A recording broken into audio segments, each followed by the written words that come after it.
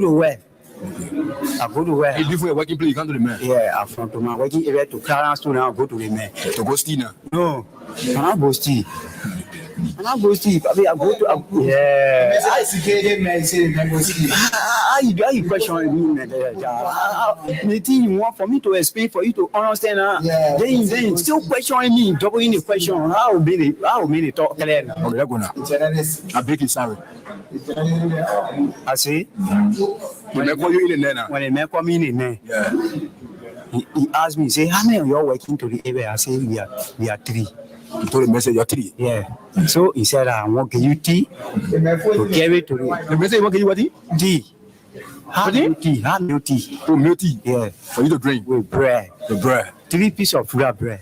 With egg is that? With egg into my eating. Distinguished colleagues, this is a two-phase issue. This is a critical issue in this country. We must stand up and speak to it. Because for you to use the fact that prior to printing, it means you already name print before you print. I say, okay. Come up to me. There is nothing in that paragraph that indicated that money should be printed. The essence of this exercise, the essence of this exercise is to know the facts. Everybody will have the opportunity to ask questions if you so desire.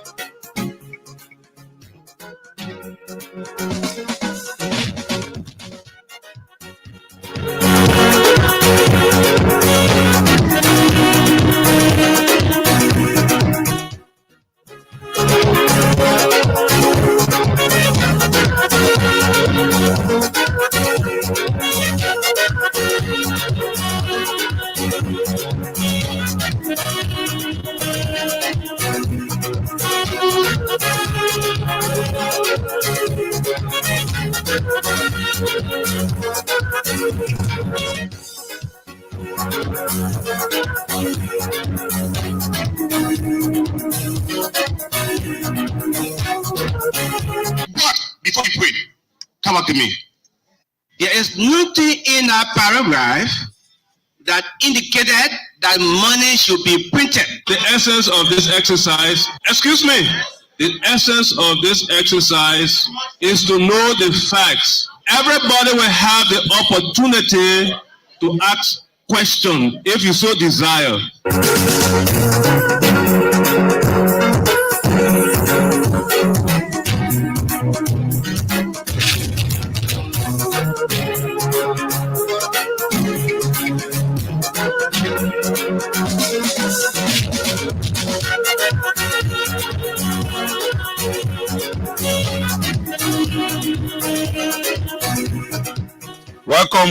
Welcome to Freedom Hub on Freedom 87.9. Thank you for joining us on Freedom FM, Freedom Hub 87.9, your biggest platform in the city. As we lead toward the PUL's elections over the weekend.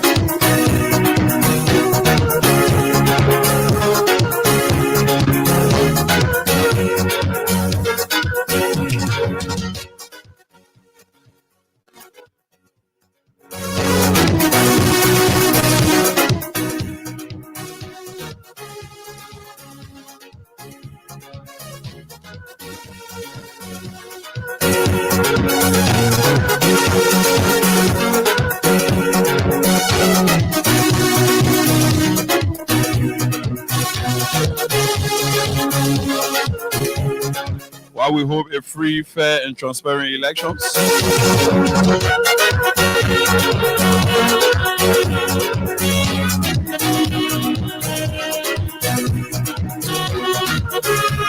we also urge a clean voter roll.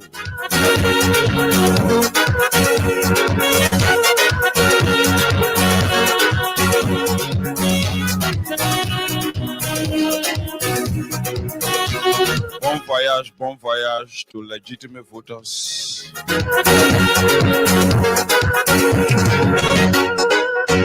We hope a transparent and accountable process in Bond County at the level of the PUL Congress.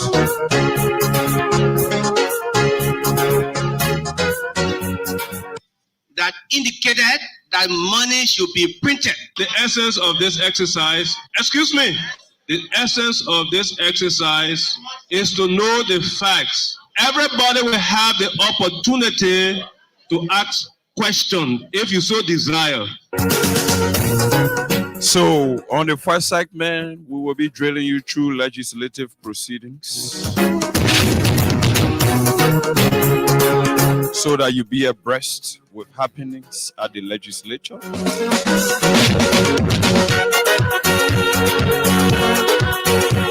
Understanding your rights, responsibilities, duties to nation. The essence for electing officials of government, especially at the legislature. Their role, functions, and responsibilities.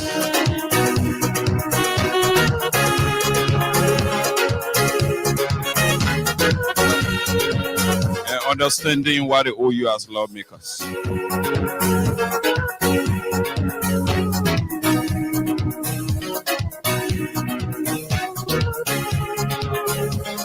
While on the second segment, we will be expecting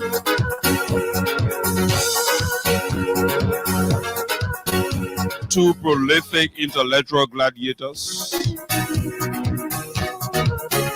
from the Massacracy.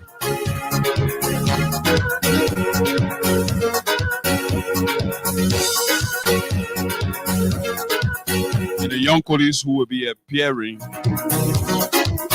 will be Emmanuel P. Gonoti and Christian Yanti of the Intellectual Alliance.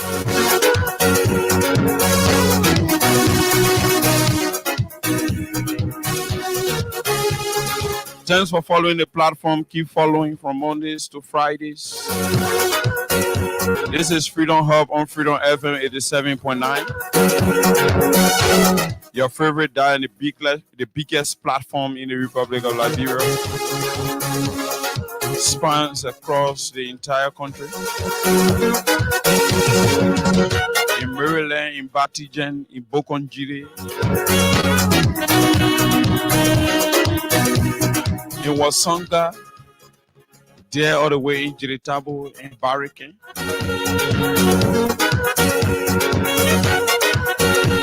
In Zia Town, keep tuned to Freedom FM 87.9 on Freedom Hub.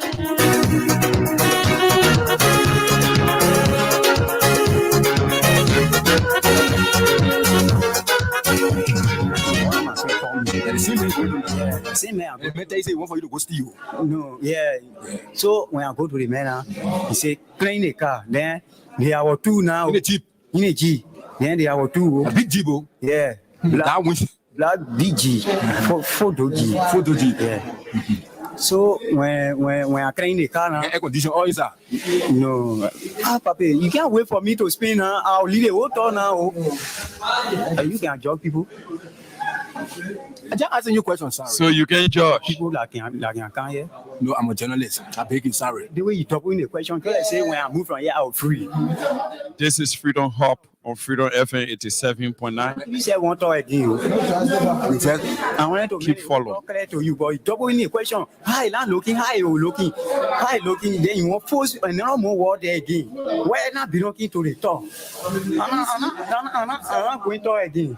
And said they call me to the office. I go explain. I think you explain to me that you come to get you say you get a tea to the man. After you get a tea to the man, and you come now. So what next now? And for me, I'll not there. Nobody, you getting very, you say, asking you too much question. Hey, you just explain things, say, make your egg and bread. You bring it. Okay, sorry. Now I say sorry now. Okay, sorry. If you I will not ask you the question again. Okay, sorry. when I give you answer now, then you Okay, explain again. I'm not asking you no more question again. Okay, let's go ahead now. go to school. The English say I need the English. Okay, sorry. Now I say sorry now. Sorry. This too is Liberia.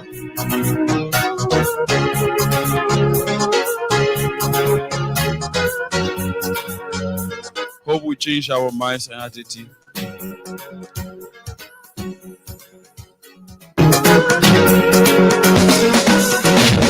For a better and prosperous nation.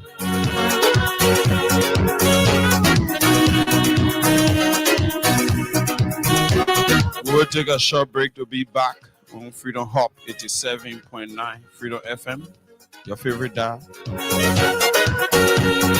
The biggest and largest platform in the Republic of Liberia. With coverage all over the nation.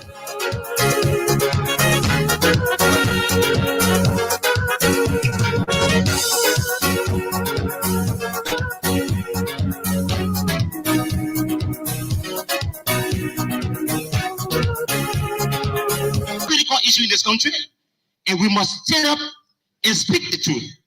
Because for you to use the fact that prior to printing, it means you already telling me print. But before you print, come up to me. There is nothing in that paragraph that indicated that money should be printed. The essence of this exercise, the essence of this exercise is to know the facts. Everybody will have the opportunity to ask questions if you so desire. Essence of this exercise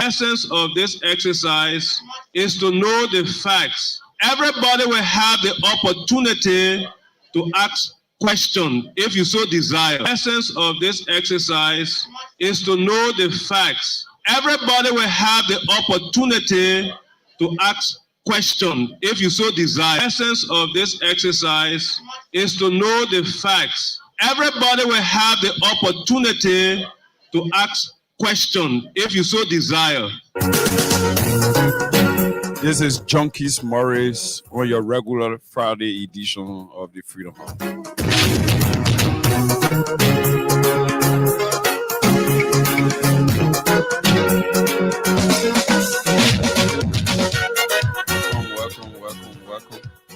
Welcome. Welcome to Freedom Hub on Freedom FM 87.9. Welcome on the Friday's edition of the Freedom Hub. And welcome to the biggest platform that Liberians always glue to. Welcome. As we said today, on the first segment of our program, we will be discussing legislative proceedings in concert with national development and how our people should understand the legislature and where we are headed from the background of the legislature, contributions the legislature have made, challenges that the legislature is faced with, and all of those different issues will be discussed as we sit on the platform today on the Friday's edition as usual. This is your regular Friday host, Junkies Morris, live on Freedom FM, Freedom Hub 87.9. Like we said, the first segment will be making our people to understand the workings of the legislature, why we will be hosting two elegant, erudite young men who continue to seek the prosperity of this country. Mr. Emmanuel P. Gunoti and Christian Yanti of the Intellectual Alliance. So we will be expecting the two brothers to come and give their perspective as it relates to the census and other pertinent national issues. So basically, we will delve into the issue of legislative proceedings Basically, our intent is to provide the facts, to provide every pieces of evidence that should be provided, or every piece of evidence that should be provided to our people, so they be abreast with happenings. Because, mind you, we are headed for a crucial general and presidential elections. So on that basis, we think it is prudent to at least drill our people through as to legislative responsibilities and citizens' responsibilities and their duties to country and their rights to be properly balanced. Those pieces of information will have to be provided them. So that's why we are here today on the first segment on the issue of legislative proceedings. Before we go to that, we want to chip in quickly as it relates to the PEL elections. As you may be aware, this weekend the PEL is going to elections. Right now, the PEL, the PUL normal Congress is ongoing, which of course is commendable. We think that the brothers have done well.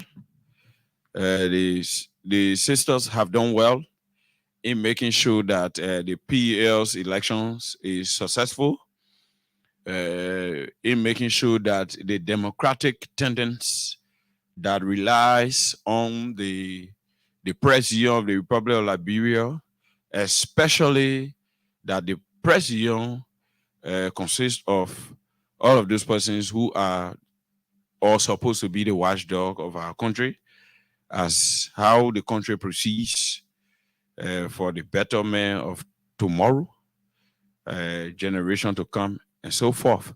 So we think it is prudent to recognize the elections there in Banga that should be held subsequently after other activities that are characterized by the PEL elections. We think it is important that the voter roll is transparent. We think that the leadership at the level of the PEL provides an accountable and democratic space for many of our brothers and sisters who will be exercising their franchise. We think it is important. It sets the foundation, it sets the benchmark for next year's activity that will involve the presidency going to elections, senators, I think 15 of them going to elections, even all of our 73 lawmakers that should be going for re-elections. So we think it is important that the voter roll is updated. We think that the voter roll should be cleaned.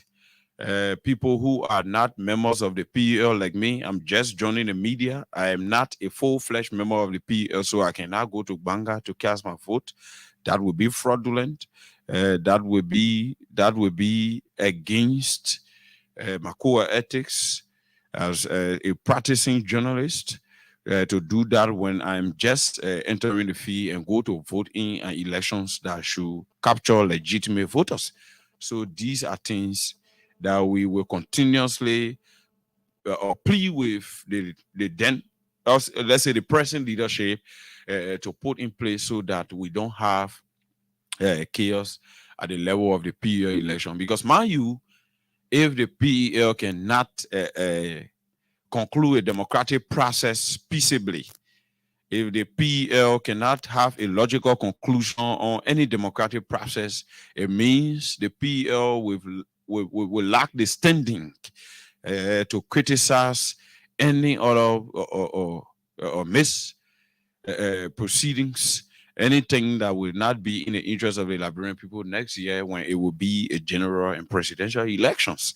So we are urging leaders at the level of the PEL, especially the Congress, those persons who are leading the Congress, we urge that there be a transparent, accountable, peaceful, and democratic process that will allow a legitimate leadership that everyone will look up to for accountability and transparency.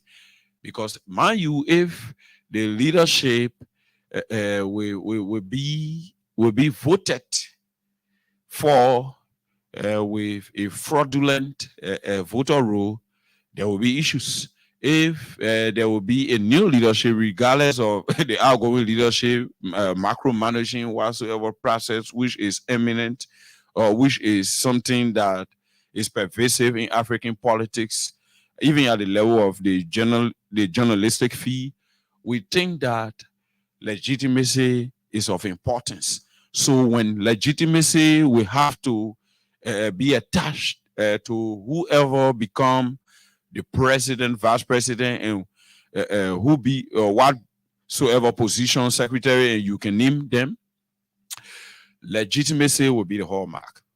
You cannot have a voter roll that does not have a kind Oliver kind on it.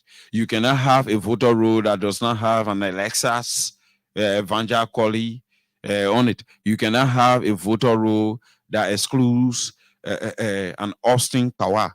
These are critical issues that should be addressed before the elections are held. So we are pleading with the leadership. We are also directly pleading with the Congress committee to put in place all of the necessary mechanism that should provide for us at the level of the PEL a legitimate leadership, especially that legitimacy was given to other people who led the PEL for approximately 6 years. And this time is a time for other colleagues to lead, and there's a need the law of reciprocity and the doctrine of leadership and succession be observed. People who will succeed you should be respected as you as predecessor will have to be respected, because we will have to sit on the old mat to plant a new mat. So we are pleading with you guys to do the right thing there in Banga, to allow a peaceful, transparent, and accountable process that will bring on board a legitimate and legal leadership at the level of the PEL, so that we can have confidence in the people that will be reporting the results, the preliminary results, the people that will be guarding the process as watchdogs next year. Please. So we quickly move to the legislature. Like we said, the legislature, I hope leaders at the level of the PEL are listening and they take cue. We are doing this humbly on behalf of the Liberian people, because the Liberian people depend on the PEL so much to deliver in terms of information dissemination, especially providing the rightful information. Not being lapdogs, disinformation, misinformation will be trending through the media landscape by our colleagues. We think these are the places that we set up structures to enable a decent and moral society. So it is not an ordinary elections. It is an election that is being watched by, in fact, all of our politicians all over the country. So let us take it seriously and do justice to the president of Liberia. As it relates to the legislature, the first thing we understand that many Liberians don't know the functions of legislators. So we will firstly start with what is the function of a legislator. Firstly, a legislator, a lawmaker, a representative should be able to make laws. To make laws, meaning to be able, through consultative means, engaged with lawyers, engaged with former lawmakers, engaged with community dwellers, our people, as to what they want, as to what can benefit them and their generation for the future of our country, as a legislator, you have to have an agenda which could be transmitted into a bill seeking the interests of the population and making sure that you lobby with your colleagues, with your affluence as a lawmaker for such bill to be passed into an act. That's the first responsibility of a lawmaker. Making sure that you have the influence for your colleagues to agree with you if you have an agenda that will be interpreted into a bill projecting the interests of Liberians, projecting the interests of our country for prosperity and development. That is the first agenda, and that is the first responsibility of a lawmaker. So it is not about lying to our people as a lawmaker. It is not about lying to the people. Your responsibility as a lawmaker is to make laws. It does not mean that all the laws that should be made for the governance of our country should come from you. No. You should have an impact. In fact, you could co-sponsor a bill, and that bill could be translated into an act when it had already been concurred with by the Senate or other houses, and probably sent to the president for his approval, and it then becomes a law.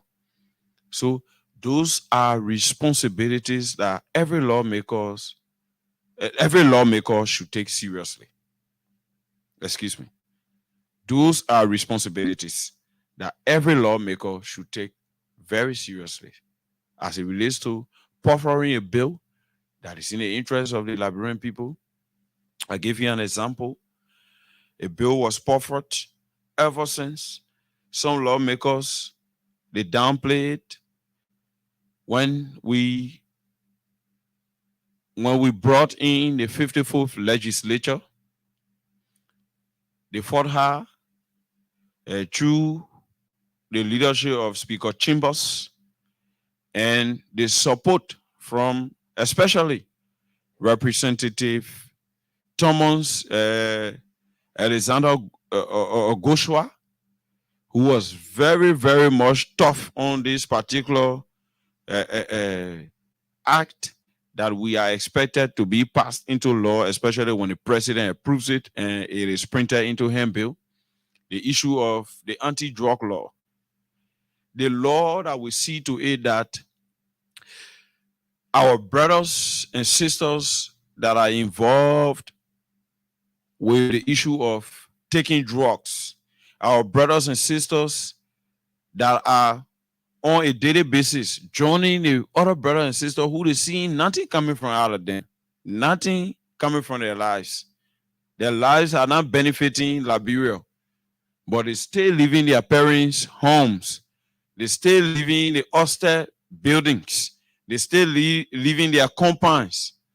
They still living their slum communities and going in a drug room and going to take drug, to snuff drug, to live their entire lives for drug. A law that will see that particular aspect of our society coming back to normal, we think there's a need that we commend them. So these are some of the responsibilities of a lawmaker.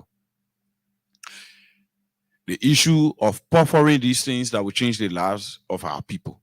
When you do that, especially that the drug law provides for penalty for those that are consuming it, the people who are in the ghettos and snuffing the drug, the people who are in the ghettos and smoking whatsoever they are smoking, those people will have penalties to bear on the basis that they will be illegally acting. They will be transgressing against the country because there are laws prohibiting those substances that they are consuming. We think that it is important to measure And we want to remind our people that these are some of the responsibilities of a lawmaker. So, mind you, this is what that law will do for you as Liberians. It will provide for you security, because when our brothers and sisters are on drug, they don't care. They have no shame. They do what their hearts and minds tell them to do at the time once they are high with the drug. So they will proceed the way they want to proceed because the drug is already in them. So they will not be thinking like you as a normal person who is not in drug. So they will proceed. In fact, you and the person will be standing. You could even probably trust the person. In a twinkle of an eye, the person could just check your bag, check your purse, check your phone, and just run. The only reason why that man is checking your phone in broad daylight is because he does not have shame on the basis that he is drugged. If he is not in drug, he will not do that. If he was not involved with drug, like you as a normal person you are not brave to go on the streets of Monrovia to jack phone. You are not brave to go on the streets of Monrovia to pick people pockets. You are not brave to go on the streets of Monrovia to be sneaking and putting your hand in a taxi when they come and park and thinking that you finding passenger for him. You won't do that.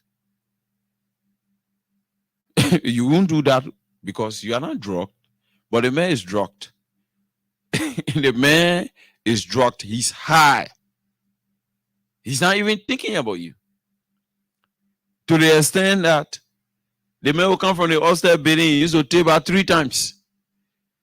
Once that brother is addicted to drug and he comes down from the Ulster building, the issue of taking back that joint security you have to bring, meaning the DA, fire service, the LMP, the national security, everybody got to join to come and airlift that brother to carry in the bathroom and bathe him.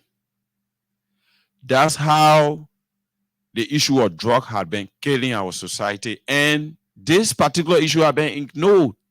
So one of the responsibilities of our lawmaker as it relates lawmaking was effectuated in this direction. So we have to give them a tap on the back. So I want to say to our people in Radio Land, listening to Freedom Hub on 87.9 Freedom FM, that is a very key responsibility of a lawmaker. Make law in the interest of the vast majority of our people. Make laws that will see to it that Liberians are saved. Make laws that will see to it that Liberia is stable. That's what they did.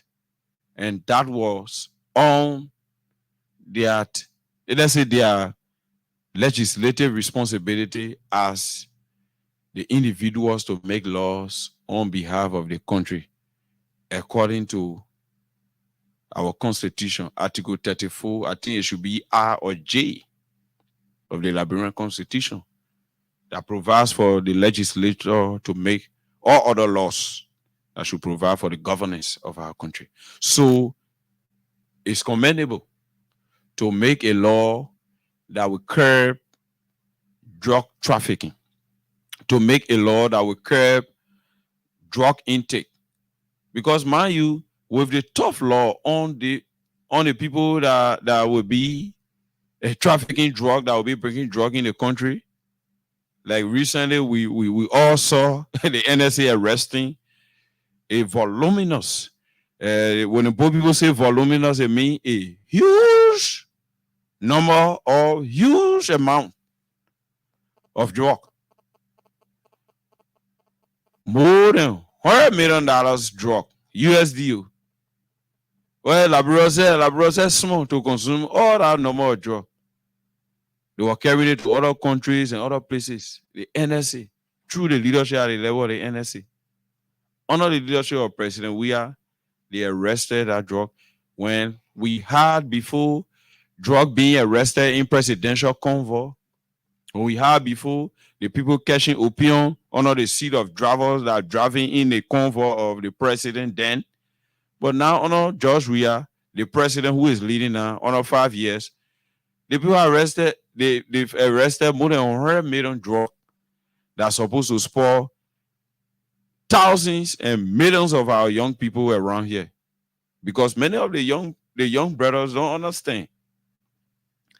They think when they are stimulated by those things, then they are men.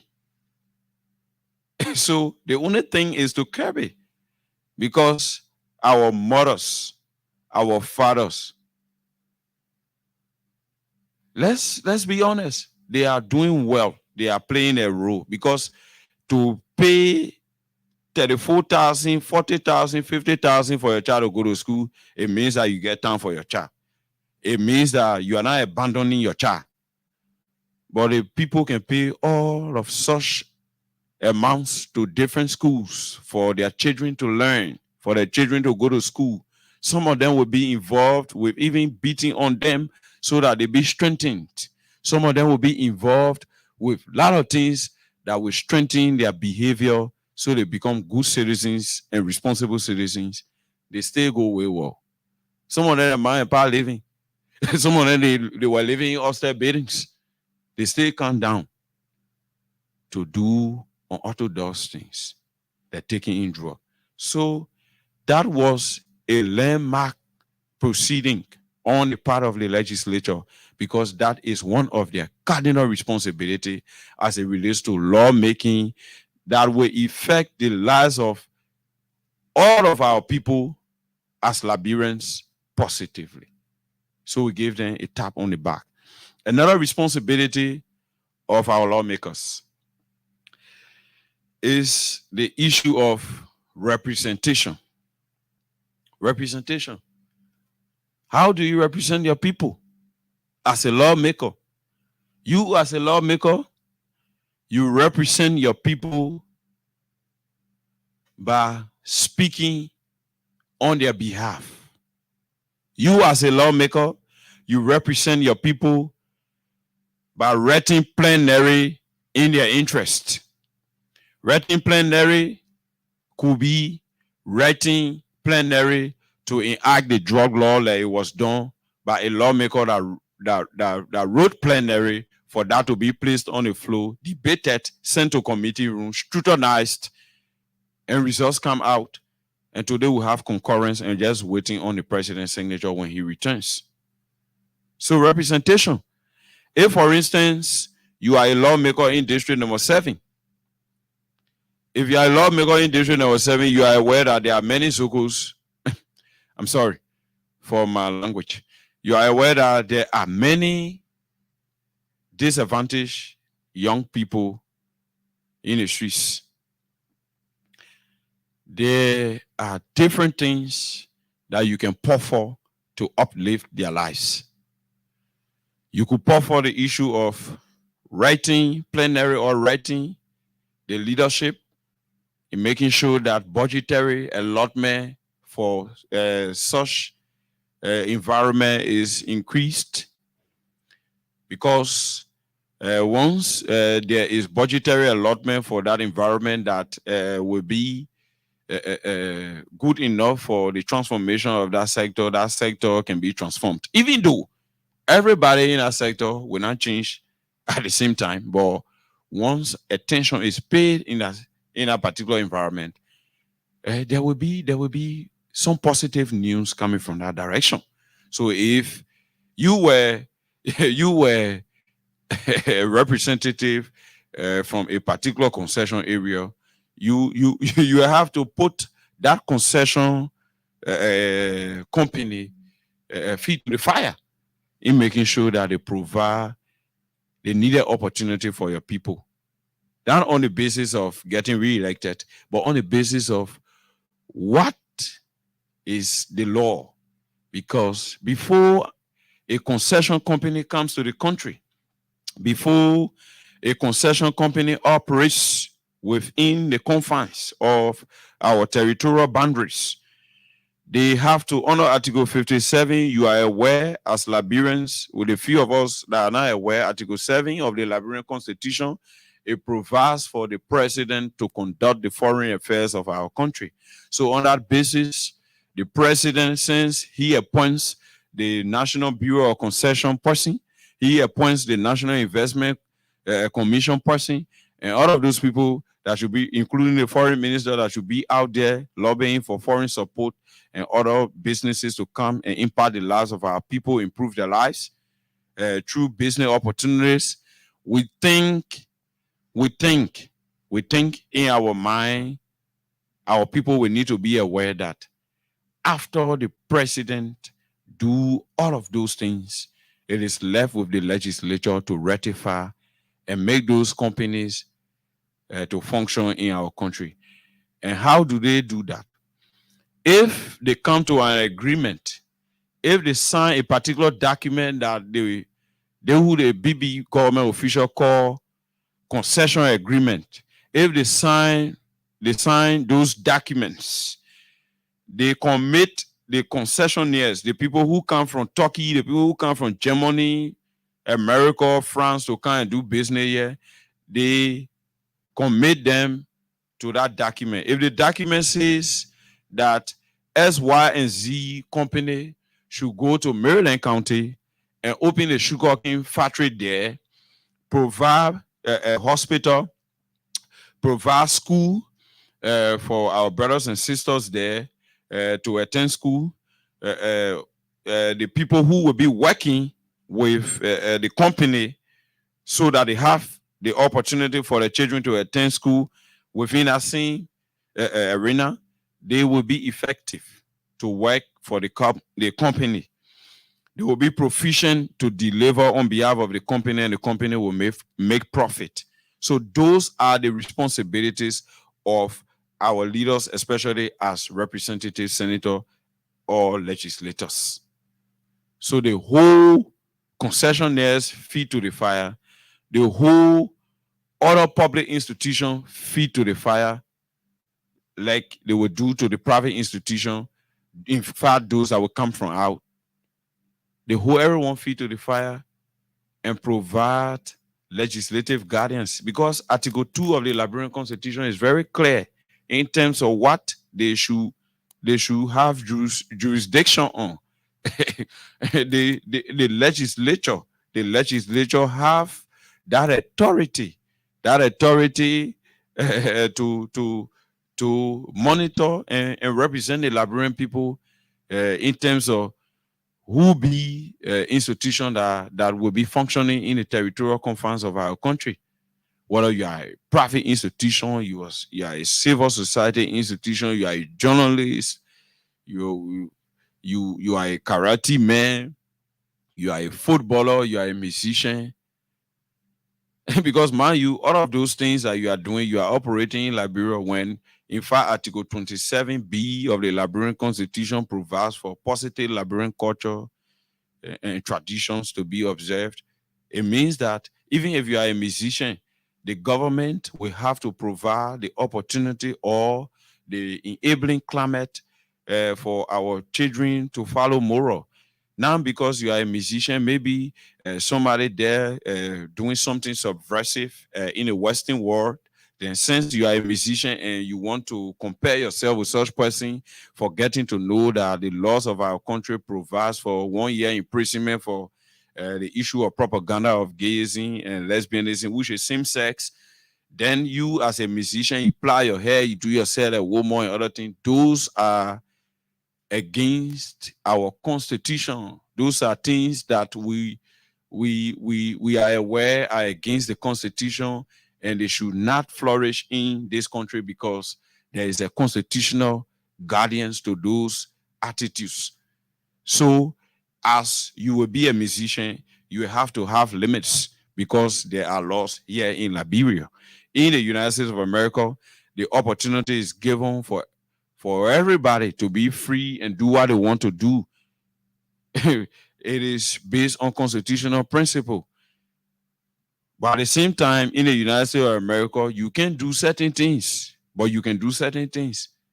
So there are laws everywhere. Even though they may accept certain subversive style of living, but here in Liberia, it is different. It is different. Even if you read Article 5 of the Liberian Constitution, you'll be aware that, yeah, it is different. So we have cultural norms that should be observed. We have traditional principles that are serving as guardians for our proceedings, even our national leaders. That's why constitutionally those things are enshrined. So the issue of representation, our leaders will have to ably represent us. We cannot have leaders who will be doing things that will damage the young folks. You cannot have a representative who, if he in a car, no tinted windshield, the man, everybody looking at him, the man is smoking in the public. The man go to Exodus, he drinks randomly, no control, uncontrollably. He does what he wants to do, just for his satisfaction, forgetting about the office he occupies. He's now representing you as constituents from whatsoever constituency that he will be the representative of. So some of the things that our lawmakers should do should be to provide moral guardians. That's how you represent your people. Not just to give scholarship on the basis of having the people on your side just for re-elections. No. You give them scholarship. Scholarship belongs to scholars. Even though based on the society, based on the lack of opportunities, what a scholar should accomplish could not be easily realized around here. But we think a benchmark could be set up that will allow proficiency in our educational sector. So not just giving people scholarship on the basis of being re-elected. Those are poor representation. So you provide a debate. Let's say you engage with your colleagues. You launch the debate on the floor. Your colleague buy into the debate. Oh, the president initiated free tuition. But we think since we are lacking behind, there's a need that we enact this into law so that we have budgetary allotment on a regular basis or on an annual basis for this particular process. These are able representation. Going back to your people, seeking their views. For instance, the issue of the census. How many of our lawmakers are going back there to our people, informing them, encouraging them of the importance as it relates to the census? How many of them are doing that? How many of them? Some of them may have issue.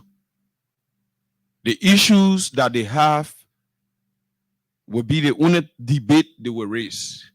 But to offer an alternative for progress, no, because the person sees that they are opposition. The person forgets they are a Liberian. The person forgets this is the country that they campaigned to be leader of. But because maybe the man didn't receive his salary last month, you will not do anything serious that is relating to moving the country forward. He's only focusing receiving his salary. So if his salary does not come as he expects, he is donkey. He has no time for whatever debate that is on the floor. Those are poor representation. So our people know their responsibility as it relates representation. They have to speak on your behalf. For instance, there was a fire incident on a Capital bypass. 6 families lost their livelihood. I'm told the lawmaker representing that district, Honorable Akaros Moses Gray, went there and identified with the people. But honestly, the representative identification with our people, in my mind, was not a better way of representing our people.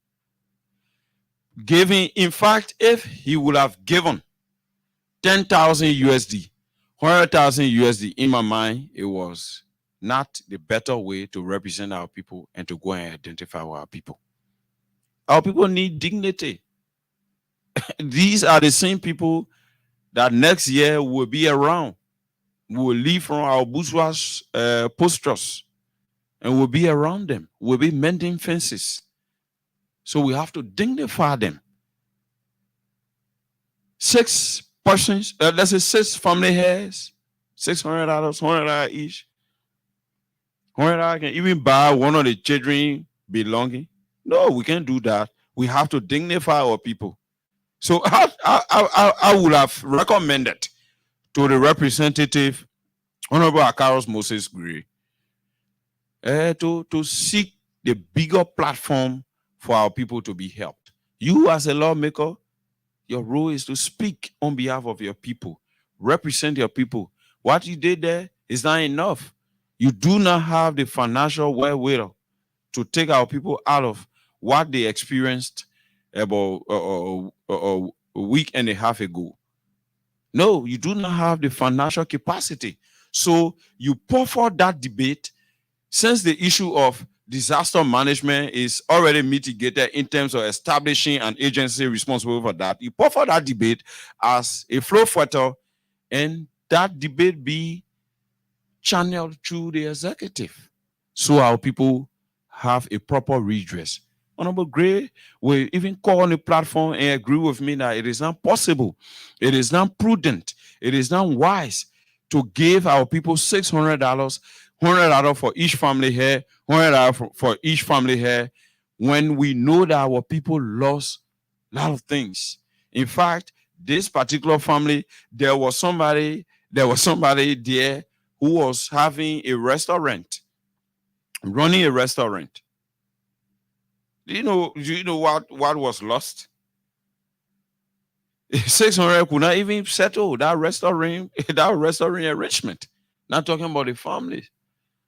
So let us be sincere. Let us tell our people what are our duties and responsibilities. So I'm saying this to Honorable Gray.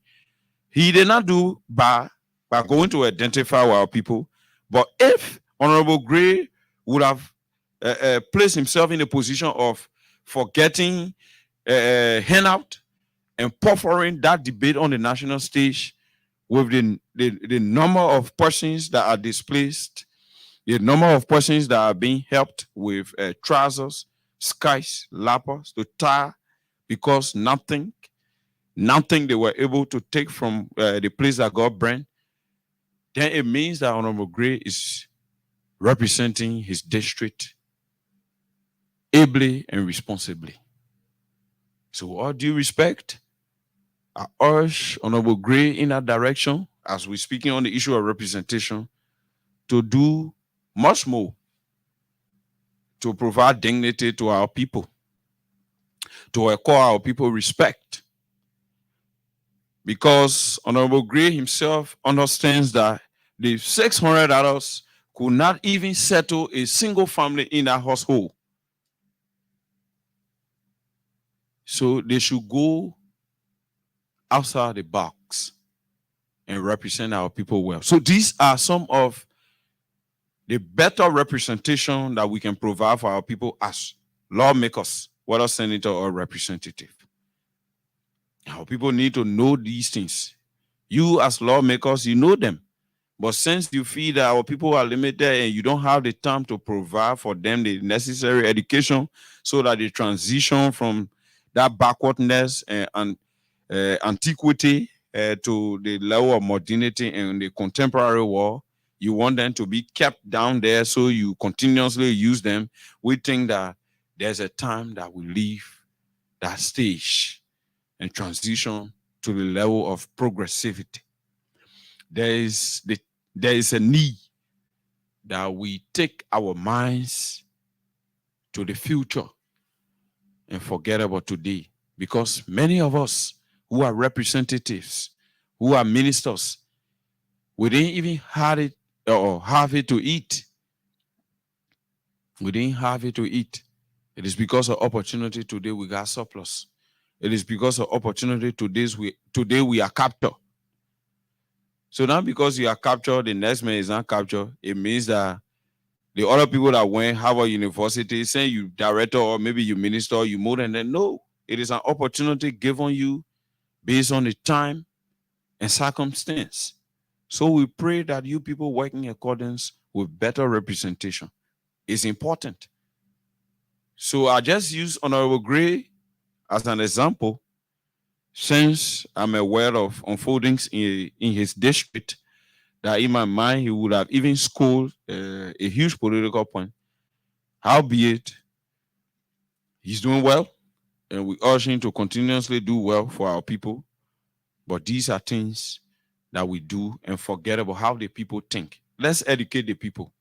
Even if it will cost you not to come back to the legislature, even if it will cost you not to be in government again, tell them the truth.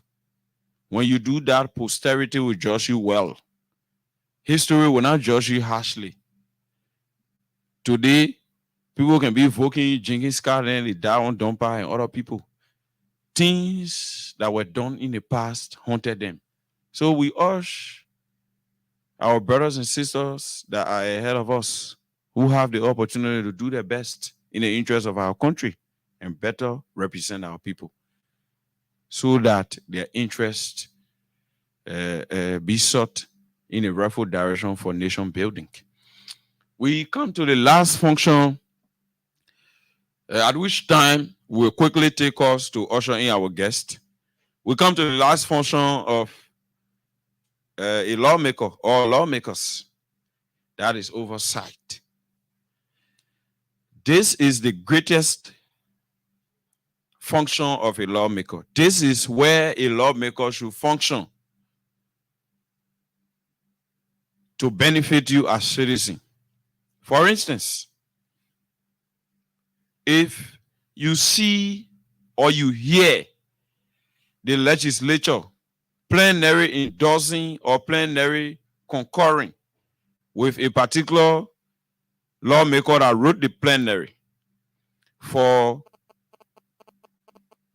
a minister to appear, for a director to appear, for anybody who is in the executive or wherever they are and they are not proceeding in a rightful direction to impact the lives of our people, including concessionaires, for them to appear, when you see the lawmakers agreeing in plenary, where they all vote in favor of a particular minister appearing, the essence of that, we are talking about oversight. The essence of that is to provide oversight for your interest as citizens to be sought. That is, for instance, the chair on public works at the House of Representatives or maybe the Senate. The responsibility of that committee or the head of that committee is to make sure that that particular area functions in line with the laws of our country, in line with the budget. Because when budget is signed, it becomes a law like all other laws are signed.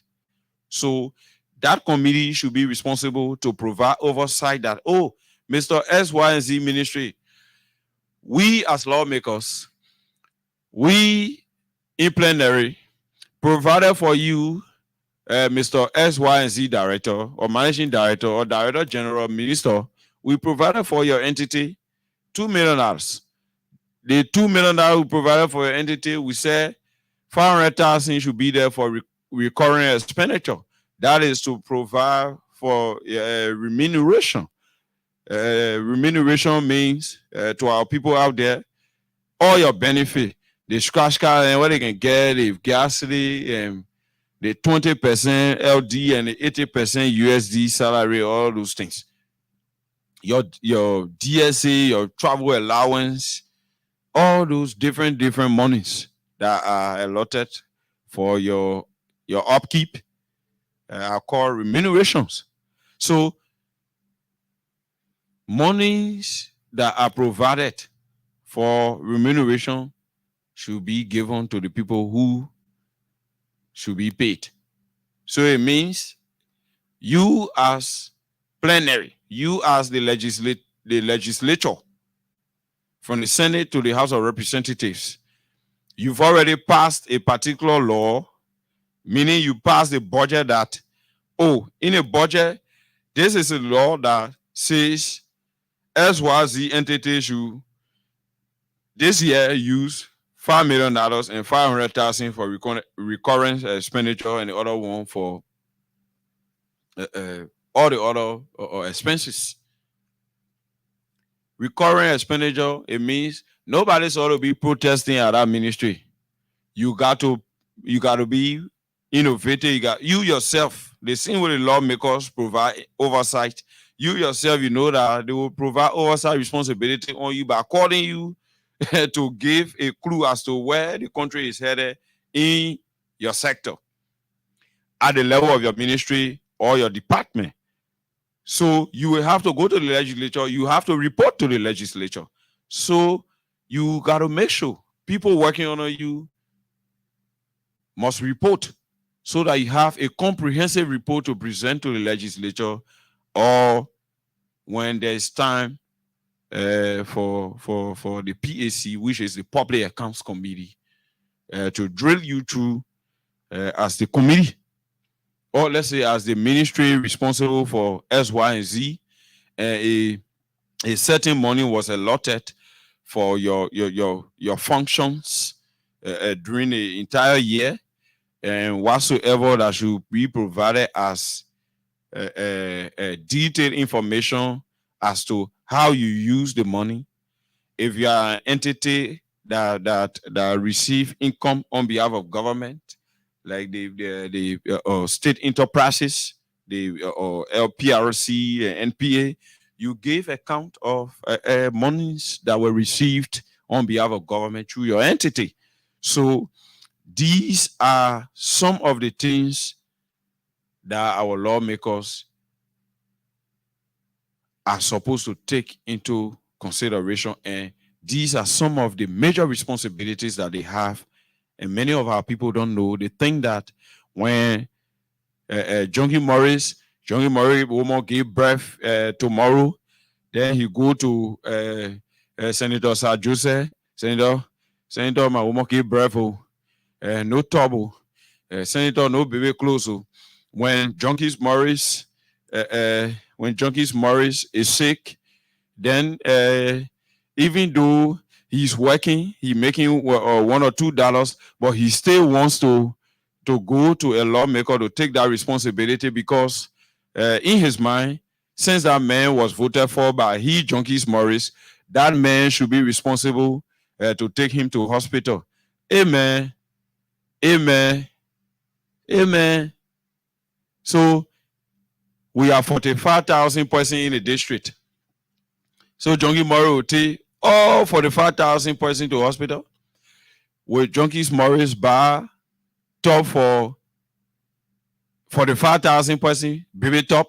Will Junkie Morris pay 25,000 or 45,000 persons school fees? Will Junkie Morris pay 45,000 persons rent? The issue of rental payment. Those are things that should be the responsibility of every responsible citizen to meet up with your rental services, your rental fees. Those are the things that make you man. Paying the school fees of your kids, even though there will be tough times. But if the tough time comes, and maybe your proximity with a particular lawmaker will give you a clue to go to that lawmaker for assistance, let it be on the basis of your proximity. It should not be on the basis that that lawmaker is responsible. It should not be on the basis that that lawmaker should at all costs do your will, provide for you what you are requesting. So oversight responsibility is to make sure that the Ministry of Health and Social Welfare, or this time Ministry of Health, provide for you, our people, better health care. Is to make sure that the Ministry of Health go outside the box, go and lobby for or additional opportunities besides budgetary allotments that are limited based on our limited resources as a country, now that we are not rich, but since there are benchmarks set up for investors and or foreigners to come in and invest and expand the economy, since indeed the issue of population matters in terms of commensurating with economic growth and economic development. All of those things, they are challenges, and we hope that they will be mitigated along the way. Since those things are problems, the oversight responsibility of our leaders, especially at the level of the legislature, is to make sure that, for instance, our witness, Honorable Solomon Josh, with all harshness, our witness, Honorable Solomon Josh, patiently, I was just watching, observing, patiently, taking police officers from one office to another, in making sure that things that were done or judgments that were rendered on them wrongly are put in place properly. And he patiently did that. He did not even use his power as a legislator. Patiently walked after that, or talk to people, mend fences with people, got around people, lobbied with them, and used his affluence as a lawmaker to make sure that such problem was resolved. It's called oversight responsibility of a lawmaker. So our people, your responsibilities as citizens before we take course.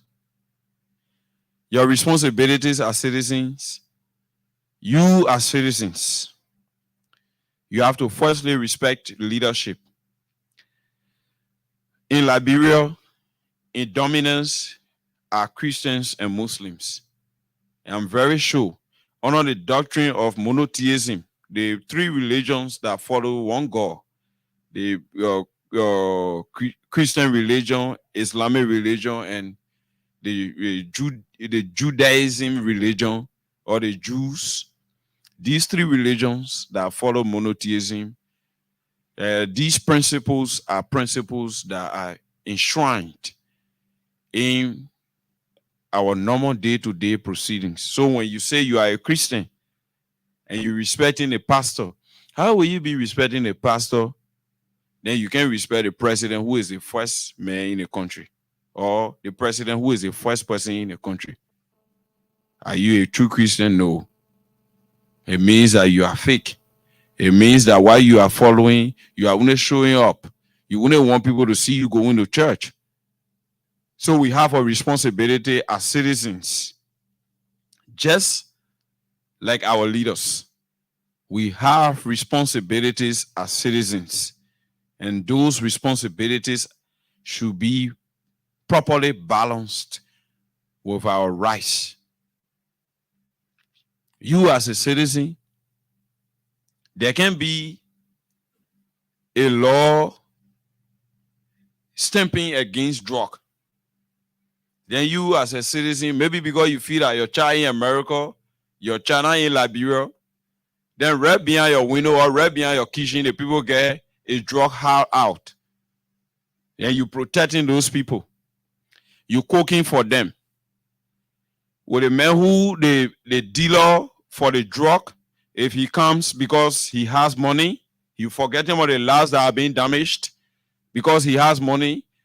When he gives you $50 US, he gives you $20 US, then you think that he have done something great. While he's damaging the society, he's even making around you unstable. He's making around you unpeaceful. He's making around you violent. And he's making around you unsafe. But you're not thinking about that. You are only thinking about the $5 and $10 that you can get from the man to pour food on the fire for your children to eat. The children coming up, they're going to Google schools. You don't have money, you're fighting hard to put them in good schools. They're going to Google schools. They live in that slum community, or they live in where you people are, and you hiding drug cartels and cabal. They're living from your resident to go to school. They go to school, they learn good morals. They spend 5-6 hours in school.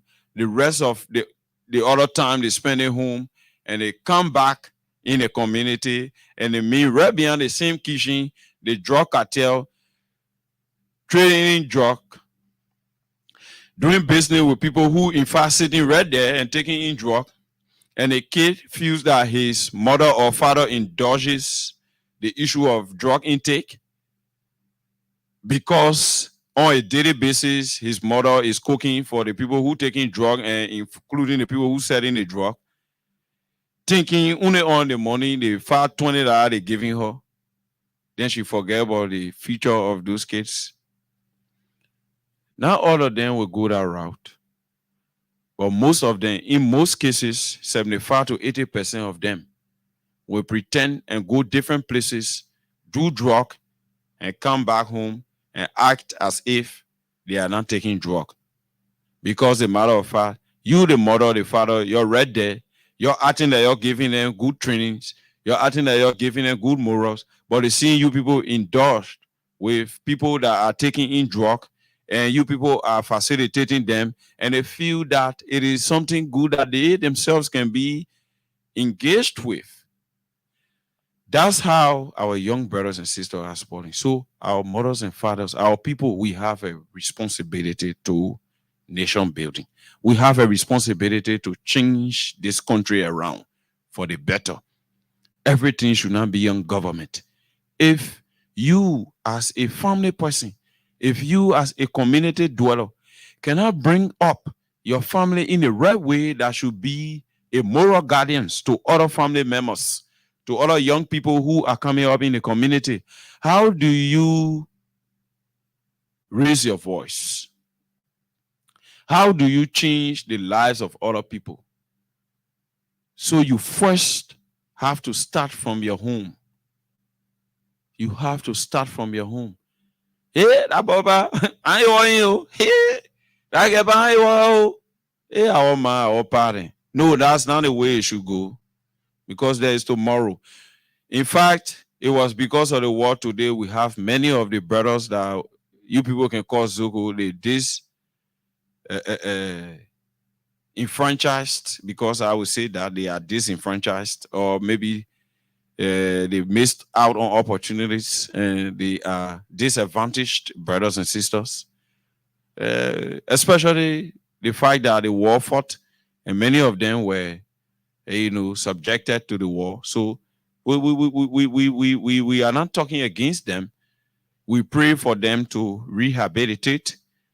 That's why we had problem with the NCDDRR process, because it was the National Commission on Disarmament, Demobilization, Rehabilitation, and Reintegration. So all of those things supposed to have been followed. Howbeit, another government had already inherited the process, and we pray for the better. But we as citizens, we in the communities, we have a responsibility to expose these things so that the community be a safe environment.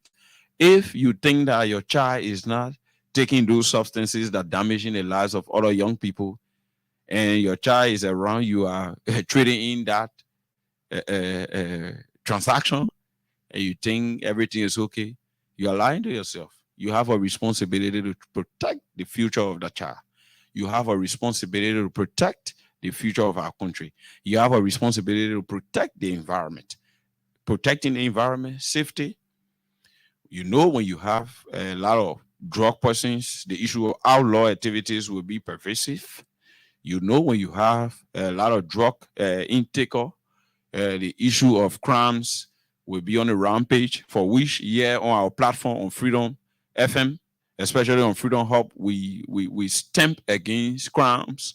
You always listen to our app, our jingle that talks about fight against mob violence, because there is law and order. People who are engaged with crimes, they should be prosecuted through the processes leading to law and order. So we as citizens should not take laws into our own hands, because we are now living in a civilized world. So those are things that we all should fight together to achieve. Then with that, the MCC scorecard, where maybe your Liberia passing the second time on a job we are government. Now for the first time, many of you don't know. The time you're lying about 16 billion job, we have passed that scorecard in 2018. So this scorecard you're talking about, when you have a civilized and moral society with all of these things being put in place, there will be less crime,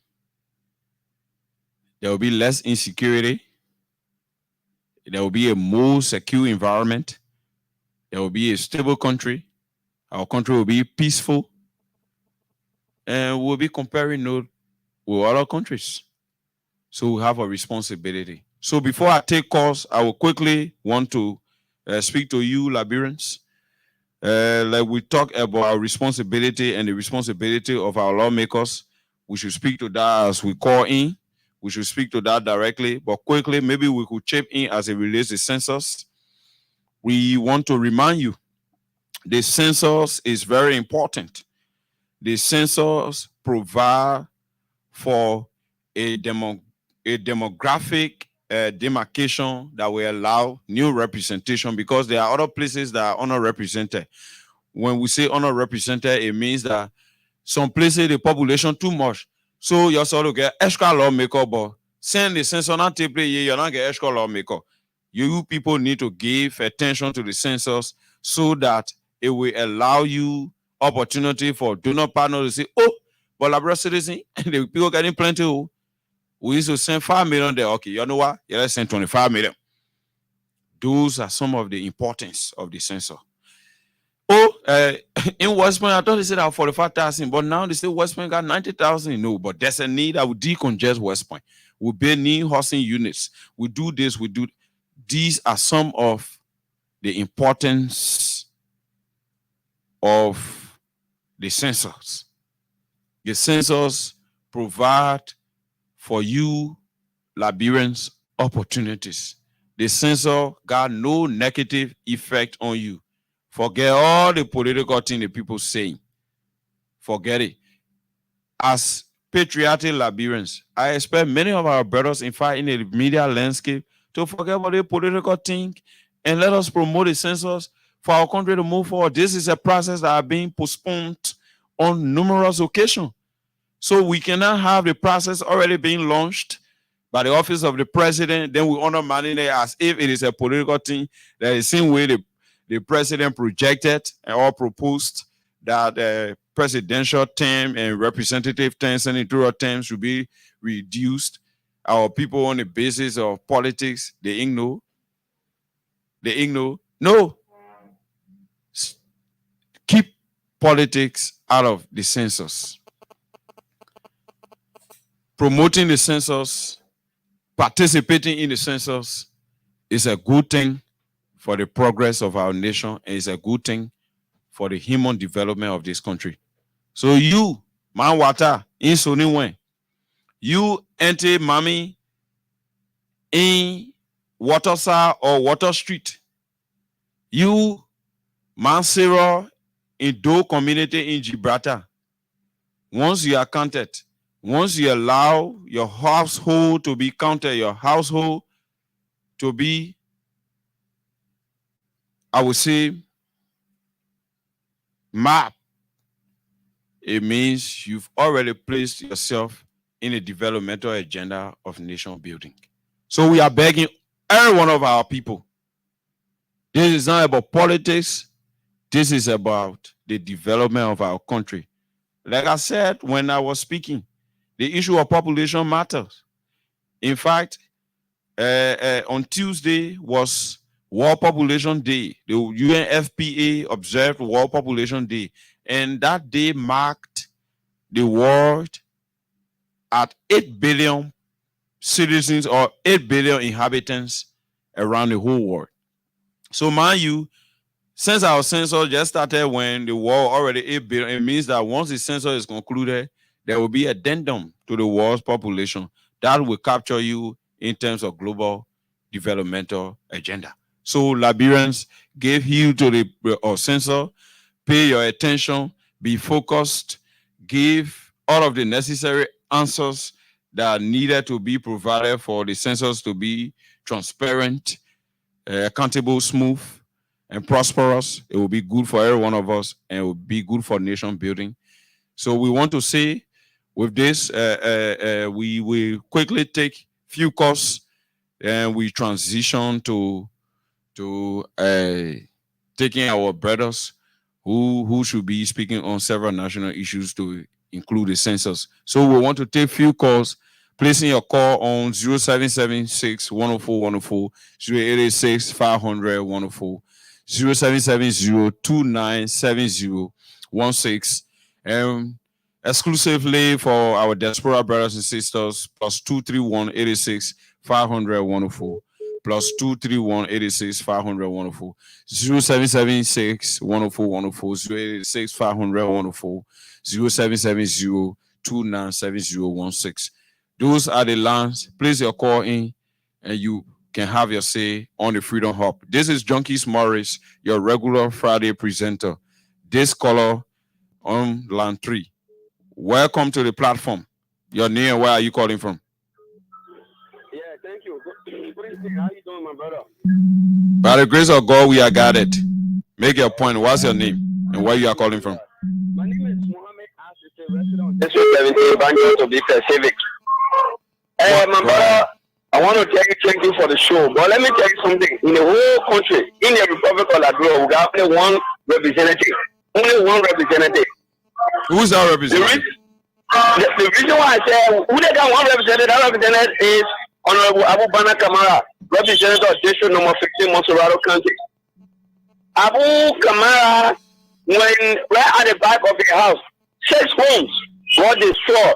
6 homes got there by fire and were destroyed totally. And after it got destroyed, Abu did not just go and sympathize with the people and give them 500 or 600 or whatever 100. Abu told them, I'm going to rebuild the houses back. Although the houses was being run, but now go there, the houses, Abu rebuild it with concrete. So you see, he didn't go there to get the money, but he transformed his being run to a concrete building. Okay. Besides that, he has been doing those things even before he came into the representative position. So that is the reason why I say only one representative, which is Abu Bana Kamara. Thank you for your point. We'll leave you there and take this caller. Hello? Yeah, hello. Your name and where are you calling from? Welcome to Freedom Hub on Freedom FM. Thank you. This is the voice of someone from Savo, and I feel from my Go ahead. What's your point? First of all, thank you for your splendid elaboration of this evening. You see, from the time I think this is one of the best laws that the Islam has ever passed. And one thing we say is the law, which should be the president signing into the envelope by a first military, it shouldn't be as better because if someone travel, it's called selling job, we don't call it for bid, then the top measure will be taken against it. Yeah, Mr. Thomas Sabo. Yeah. Basically, when you read the law establishing for those trafficking in drug and those that are consuming drug, it provides for a non-bailable offense in that law. It is enshrined. Yes, listen. The fact that this law provides for whoever that is caught involved with trafficking drug, the offense is non-bailable. In my mind, there is no need we preach politics, and there is no need that we say it will be selective, because when that time reaches, when we observe selection, when those implementing all of the policies or that are associated with such law, there where we will raise contention. But at this point, in my mind, it is a good law. We should encourage it, and there should be the issue of oversight as it relates that law, because there have been many laws passed by legislature and enacted into law by the legislature, signed by the president under the doctrine of Article 43, and those laws are not implemented on a larger scale as it should be, especially that they are laws under the governance of our country. So those are the places we should focus our attention. We should not focus the issue of being selective, Mr. Thomas Sabo. So conclude. Okay. I still met you because I have the most scenario with the issue. Where he is somebody can break that then forward, and why is it about job? So I know the language law, because when it comes to power, they always give power. When it comes to their own, they will protect their own. But the focus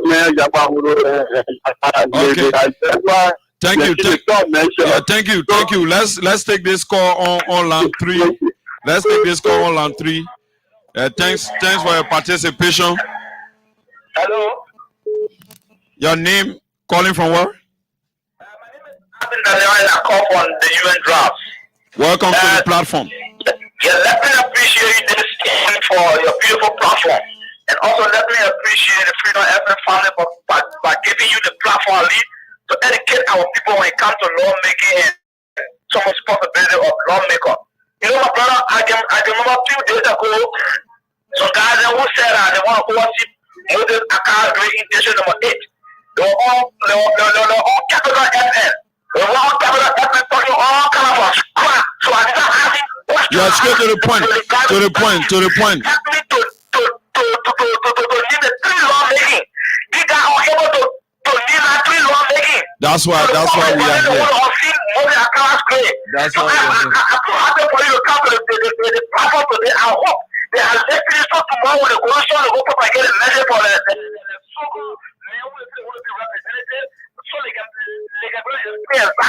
Thank you for your point. We'll leave you and take this last caller. Welcome to the platform. Thank you. My name is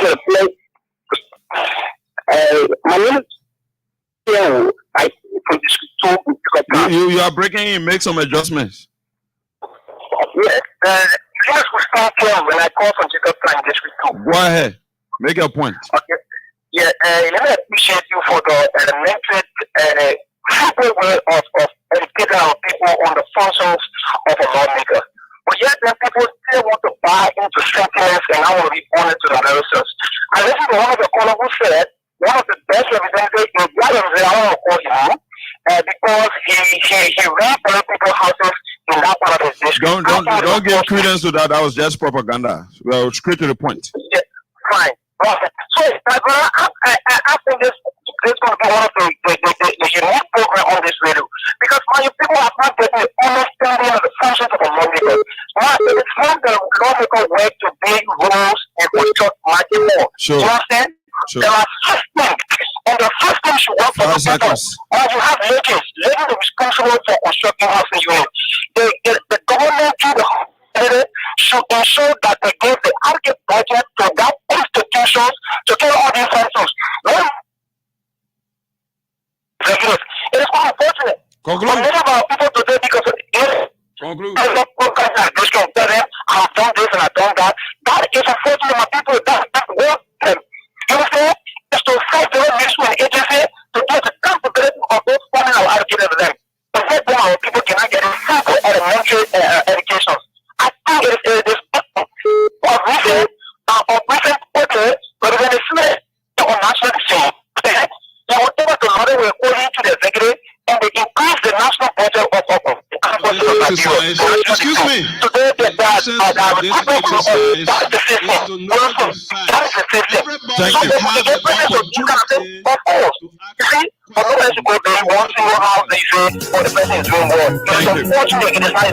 Thank you. We'll leave you and take a break to invite our guests.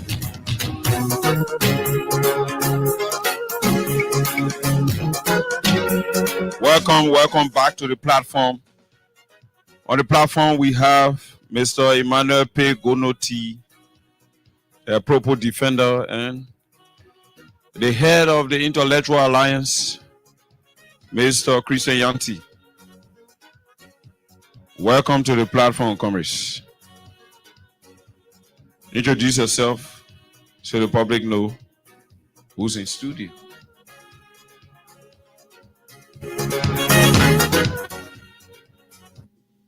Welcome to the platform. Thank you. Thank you so much for the invite, Junkin. My name is Christian Yanti, and I'm the Deputy Secretary. Just to correct that fact. You got a chairman listening. You want to feed that. Yo, what you? Oh, Thomas, like I was yes. Anyway, I'm the Deputy Secretary for Press and Public Affairs at the Intellectual Alliance of Liberia. Welcome. Thank you. Thank you very much. I am Emmanuel P. Gonoti, a member of the Intellectual Alliance. Straight to the issue. Mr. Emmanuel P. Gonoti, your census. The census, there have been hurdles, the processes leading to the commencement of the census. We all saw all of the difficulties. Howbeit, in fact, the Vice President addressed that we are right now on the right footing, especially with actions being taken by the President. What's your take? As it relates to the census, how do you see this process?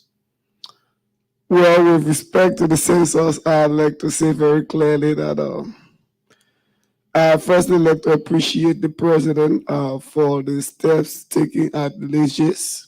I think it is in the right direction. It was very timely. And though the sources, the census was marked by a bit of challenges, irregularities, and other things.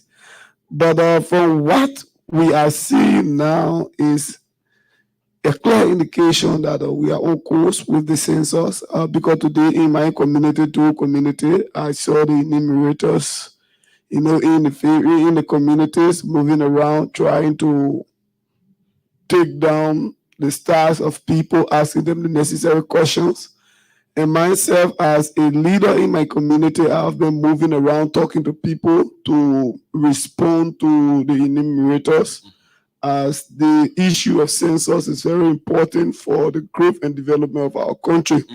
So our people are actively participating, they are cooperating with the enumerators, and we are moving on a very smooth trajectory. So we want to say kudos to the folks there at Legis, and we want to also say kudos to the enumerators for exercising the necessary restraint, for exercising the necessary patience, to contribute to the motherland. So as we speak, though I'm not the spokesperson of Legis, but from what we are seeing in the field, I think in my mind that we are on course. Mr. Christian Yanti.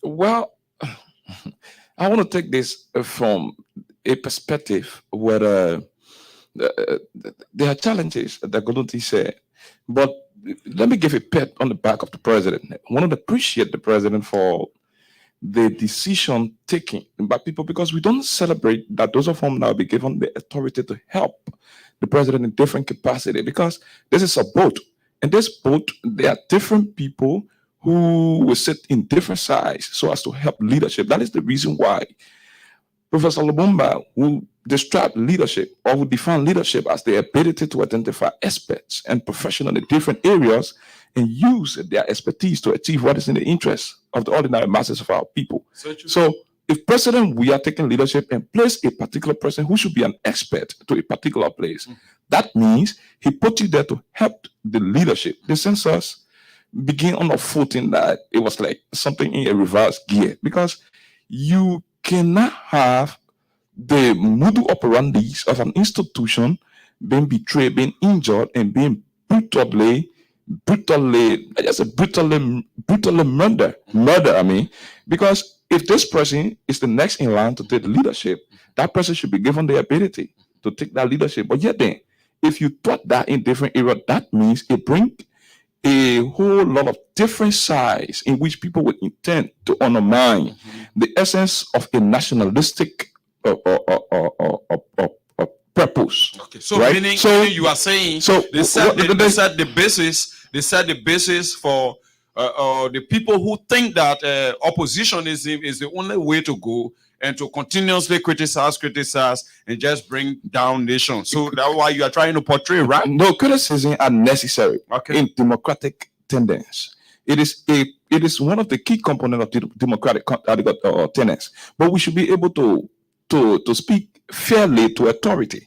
So what I am portraying is the fact that we have had missteps along the way. There were mistakes along the way, yes, but those mistakes, I think they have been corrected from what we are seeing, that the things have been put in perspective to an extent that our diplomatic partners, the UNFBASI, the UNFPA are now having they have had a convergence to come up with a release, cautioning people not to politicize the issue about the census. There were problems, like we will say, but I think those problems have been worked on. Like in my community, I saw a numerator at my house, a household listing was being done by a guy who said, I'm here EA, and usually that's how they will call him and say, oh, man, you my EA. I said, yeah, man, go ahead. So what we will say to our people is that census are met for different reasons, different things, a different way in which it will propel development in the country. So if you, as an individual residing in the Bitterwood of Liberia, it is important that you be counted. It is important that you submit yourself to those authorities, those in the field, so as to country, because we cannot be crying for development.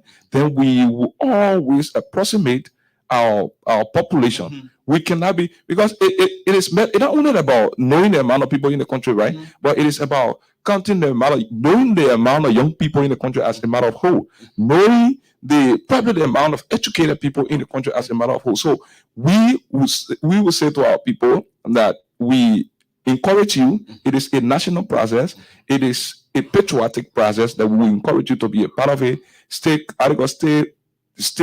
available. Make yourself available to those of them that are in the field enumerator, so that they can go about checking you. Yeah. So, like you were saying, it means the process is intended to also give a clue to our international partners. Definitely. Like, for instance, the issue of GDP per parity, all of those different indexes that are produced in terms of grading nations as to where they are headed, where they are, and challenges, all of those things. So definitely, because those are why you are portraying. Sure.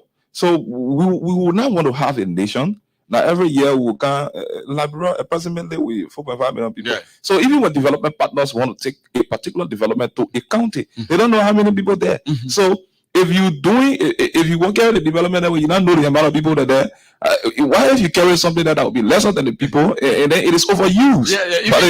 Even our little experience economically is disadvantageous, because you will not have a logical conclusion as to GDP and GNP, because you have to distinguish those two things in terms of GDP, because you have to know the number of all the persons that are foreigners, aliens residing in the country, and separating them from citizens who are in the country, businesses, and all of those things. Sure. So, Mr. Gonoti, the president, based on the fact that he is clothed with the responsibility under Article 54 to appoint, commission, and nominate people to work at his way and pleasure. And Article 56b provide for him to dismiss such person so appointed at his will and pleasure. What do you think? Or what is your position as it relates to the recent action taken by the president while he's away in terms of strengthening the legis as it relates to the administrative leadership? Well, like I said from the incipiency of the conversation, that it was a good step. It was very timely. And I think it served as a deterrent to other officials of government.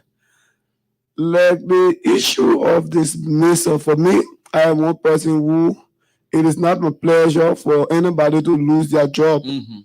But you should also bear in mind that in public service, you do not have the luxury of time to keep believing in good intention. Mm-hmm. Our people don't believe in good intention. They want to see practical realities. So like today, folks from the United Party will say, we don't want to get a blueprint for the other road. We don't want to get a blueprint for that other road. No. In history, we don't give credence to good intention. Okay. You can keep the blueprint like the songwriter say, we will do the work, we will pay the road. Okay. So the people want to see practical reality. Mm-hmm. So it is about time that those that was given the opportunity by the president, it is not their right to serve in the various positions that they are serving in. It is not their right. It was just a privilege given them by the president to provide service to the country. So they should see it as a privilege and work in line with the expectation of the society. Okay.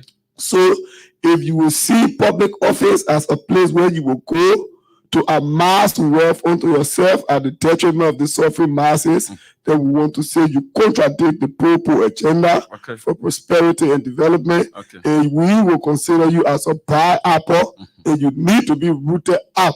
So it is a very good thing by the president, and we hope and pray that all the allegations of corruption coming up from legislators, we hope and pray that the president will muster the courage to ensure that those allegations are looked into, and there is any authenticity in it, those are connected to it should bear the full weight of the law.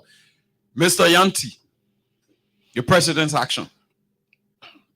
I've celebrated the president's action. I've been one person who feel I think the president should go about doing many of these things. He should go above not only the legislative situation, right? There are people on serious occasions, people have cried on the National Transit Authority as well. Those who place in leadership, those who are given the authority to help this president, it is a privilege, because the essence of obtaining public office is for the sake of service, not for wealth accumulation. So when the president put you there, he expects you to work into conformity with what the people need. That is the reason why this government came to authority, crafted a manifesto. And that manifesto, that manifesto is the Popo agenda, article, the Popo agenda for prosperity and development, the PAPD. So under the PAPD, there are different pillars. So the pillars are met for a particular reason. In some of the article pillar, one of the Popo agenda will talk about power to the people. So if you are to give power back to the people, that means those of whom that are lieutenants of the president, those of whom that were placed in different angle of leadership in this country, should be able to serve with diligence, should be able to serve with honesty, should be able to serve the government according to the pillars of the Popo agenda for prosperity and development. So I'm one person who celebrates that if a man is not working, right, take him from the place. Maybe he's not good there. So when he's not good there, you take him from there, put him to the other place and bring him to work. And in fact, I have been one person who have said that the president should be able to sell up that inter-ministerial task force. That's that ministerial task force when you show that go across, ensuring that those of whom that are appointed is do a regular, that committee should do a regular check on those of whom that are working, those that have been given those that have been given the leverage, those that have been given the opportunity, the privilege to serve our country in different capacity. Those people should be able to report to that particular office, telling them, hey, this is what we met. We met this, and in fact, this is what we have done, and what we intend to do in the next year. So these are things that we are talking about, but that we won't have people being given leadership, people being given the privilege, the opportunity to serve in different capacity that should be able to help the president, and these people are not helping the president and want to amass wealth unto themselves. I have been one person who agree and hold the view that Mr. President should go above this alleged saga. Can you imagine that? I was absolutely disturbed. Now on the day of I think it was on the 11th. On the 11th, a proclamation was being made that hey, everybody stay home, the census begin. Okay. So those who did data statistics will tell you, I'm not one. Those who did data statistics will tell you that that particular day was the day meant to check at least 50% of our population with the enumerators in the field. So look at Mr. Yanti. Yeah. Mr. Yanti, again, in terms of census proceedings, for our little experience, the first day, maybe one of the enumerators who have experienced the digital process that is ongoing now could call in and maybe prove us wrong. But in my mind, the process should start with mapping the houses. So the first day could not be necessarily taking the stacks of individuals. So do you think that was the reason why many of our brothers and sisters didn't know what was going on? I've had the opportunity to enumerate, right? Okay. With the same very leges. Okay. Work with the COVID-19 household food supply program. Okay. So that means I've had a little understanding about enumeration, but I have now worked with census. Okay. The census data collection, I haven't done that. Okay. But the fair truth is, on the very day announced, right? That first day announced as the holiday that everybody will stay home. There where the enumerators will do the first thing is they do the map, the geo map, that is called the geo mapping stuff that they have. Yeah. With that map, they go to a house and do your household listing. Okay. With all of the stuff. So from that household listing, it gives them a clue about the check-in, about individuals that are already around. Okay. So I had to go in that particular place and who was slept there at that particular time, who did this, so these are all things that we are talking about. So if you were given the leverage, you given the opportunity, work with diligence, work in due conformity with what the people need. If you can work, you're not able to do the job, just step aside. Let other people do the job. There's no Liberia, there's no shortage of experts. Meaning there is no brain drain in Liberia. That for real. So there are people in Liberia that are capable and competent to do the job that you are sitting over and acting very lackadaisical. Oh, okay. So if you are given that opportunity, serve with diligence. When you are given that opportunity, work in due conformity with what the people need. If you are given that opportunity, work in line with a manifesto that have been proclaimed, like the PAP did, like I already made it. Yeah. So we Quickly. So for me, I don't celebrate taking jobs from people. That is the real fact.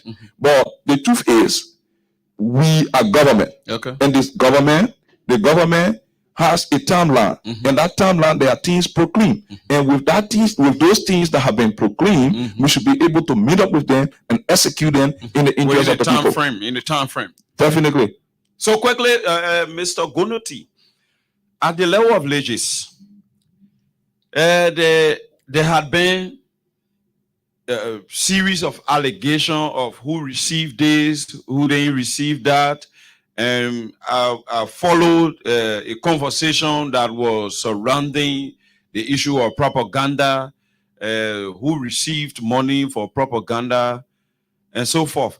And basically, before you can respond to that, I'm aware that the issue of propaganda is very crucial. It is very cardinal to the success of any institution. Even this particular institution will need its own propaganda.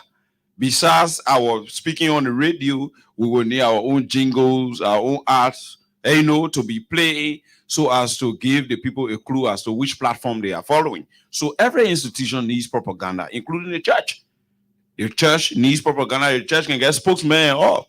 So the issue with propaganda, we were following that Mr. Aloysius Howard, one of the young men that have a very large following, was being accused, in my mind, was being accused on the basis of generational envy, was being accused on the basis that, well, who is he? That he the one supposed to be the person who is supposed to be doing propaganda for leges, other master degree holder in here. So, and the other OO papi in here. So what do you think is going on in terms of how our generation thinks? Well, thank you very much. The first thing there is for me, do not want to say Mr. Elisha Howard was accused on the basis of generational envy. No, I don't have any clue to that. But he spoke of propaganda, like information dissemination. For me, I have always said every information is either truth or false. But in the middle of that, you get something called propaganda. And the propaganda can either change the information from true to being false or from false to be true. So with respect to Mr. Elisha Howard, those are accusing him, I think they get some lower evidence. And as a matter of fact, page 4 of the Purple Agenda talk about governance and transparency. So I would love to see a government wherein there will be transparency. If for any reason Elisha Howard was given money to provide PR for leaders, the first thing there is that does he run a registered firm under the Liberian government to provide PR services for institutions? Then we need to know that. If it is not so single-handedly. So, Gonoti, you are saying you want to place expediency under the carpet. The fact that this is the same Elisha Howard that was responsible for media and publicity during the bicentennial program. This is the same Elisha Howard. It was a pro bono service. This is the same Elisha Howard. Based on the fact that he has a large following, the government, through the Liberia Institute of Statistics and Geoinformation Services, LIGIS, decided that this particular individual who has a very large following take the lead in terms of propagating the messages. So then man said to have a very large following. Why LIGIS is not contracted? Gonoti. Does he have a registered entity registered under the Liberian government to provide PR services? Without question. So that is why I'm saying I cannot say it is generational envy or not. Emmanuel P. Gonoti. The fact remains the brother was doing a legitimate work.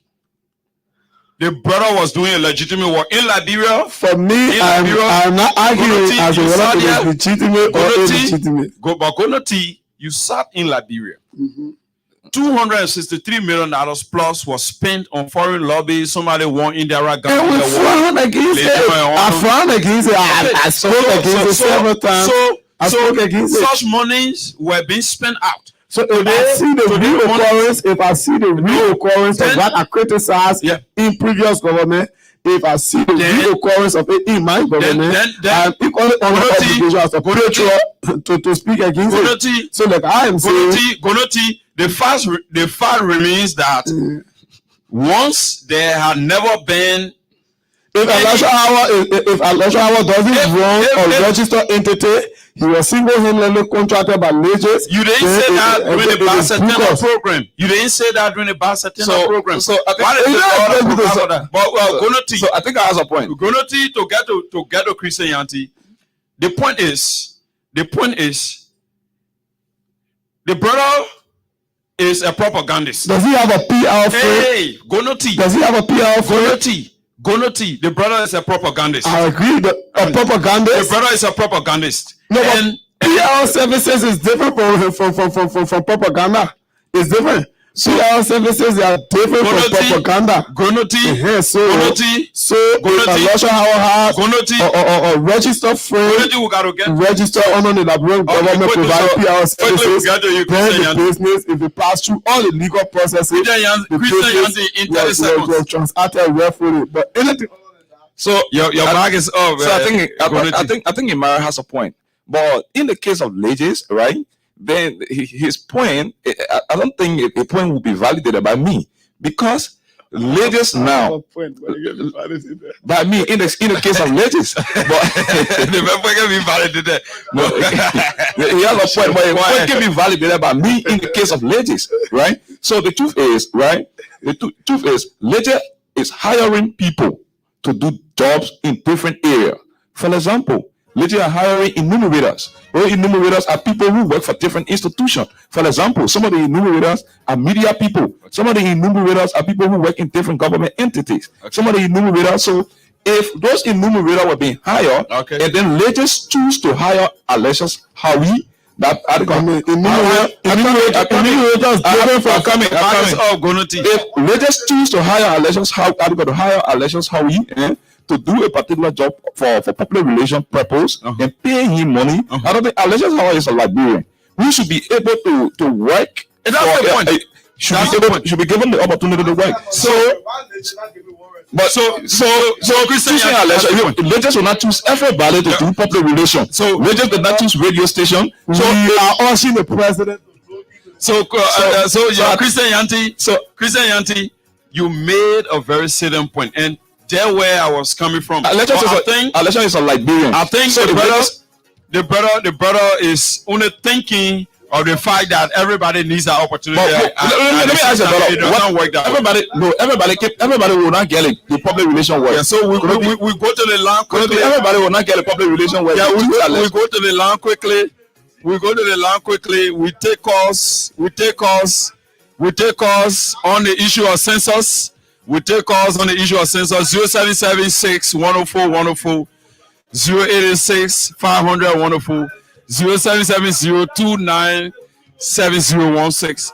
Exclusively for our diaspora brothers and sisters, plus 231 86 500 104, plus 231 86 500 104. This caller. Welcome to Freedom Hub on Freedom FM 87.9. What's your view? Thank you. This is Hussein Paul. I read your book. I listened to your guest and empathy. But I disagree with some of his points. Now, I listened to him. He said, time when the president dismissed those two officials of lynches, and it was not timely. Because mind you, that there were all reports on individuals, and the president did not use his power to readily remove those officials, and then he took with that, was quiet and stole everyone money. Yeah, thank you. We take this caller online too. Hello? Yeah, your view. Okay, thank you, my dear brother. Thank you. I'm Moses Wright, and I call from Chemistry this evening. Welcome. Okay, we have Gonoti and Christian Yanti. Yes, those are mine. Don't forget about that. Quickly. We all know the government blunder, but to call for the postponement of the census. You say the government blunder. Are you? The blunder. No. Are you somebody who understands the issue of